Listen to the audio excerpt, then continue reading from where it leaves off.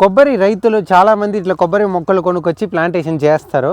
చేసి దాన్ని పెంచినప్పుడు ఒక ఆవు కానీ లేదు మేకలంతా వచ్చి కొబ్బరి చెట్టుని కరిచి తినేస్తారు అనమాట. ఎందుకని అడిగితే ఈ కొబ్బరి చెట్టు లీఫ్ వచ్చి ఆవుకు కానీ గొర్రెలకు కానీ ఇదంతా చాలా రుచిగా ఉంటుంది అనమాట. సో మనం దీనికి ఏం చేయొచ్చు అని అడిగితే ఇట్లా ఓపెన్ స్పేస్లో పెట్టడం మెయిన్గా అవాయిడ్ చేయండి. ఎవరైనా ఫెన్స్ ఆ టైప్లో పెట్టి దాని లోపల కోకోనట్ ట్రీస్ ప్లాంటేషన్ చేస్తే మీకు బెటర్గా ఉంటుంది అనమాట.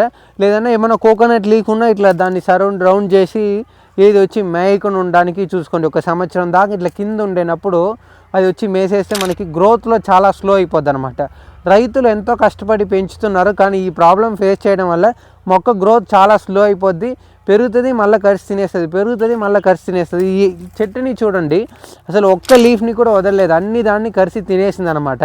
సో దానికని ఎవరైనా ఉండేవాళ్ళు పెట్టాలనే వాళ్ళు ఇట్లా గడ్డి సైడ్ కానీ ఇట్లా బార్డర్స్లో పెట్టాలనే వాళ్ళంతా జాగ్రత్తగా చూసుకొని ఆవు బర్రె మేయకుండా ఉండడానికి ఎట్లా ఫెన్సింగ్ పెట్టాలో అట్లా చేసి పెట్టుకుంటే బెటర్ ఉంటుంది. ఒక్క సంవత్సరం మాత్రం జాగ్రత్త చూసుకుంటే మీకు బెటర్ ఉంటుంది అనేసి వీడియోలు తెలివైతే చేస్తున్నాను.